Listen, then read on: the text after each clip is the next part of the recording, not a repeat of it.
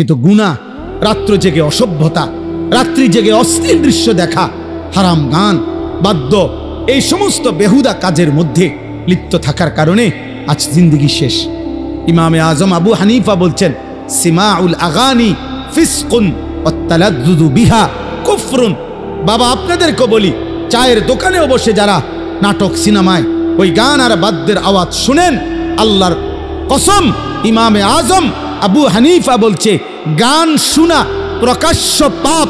আর গানের শুনে কেউ যদি মজা পায়, স্বাদ পায়, আহ আহ কি কইল রে, আতলারে, এরকম পাওলারে, ঠ্যাংলারে, এরকম হাতলারে, আছে না এমন মানুষ, এরকম নড়ে চড়ে।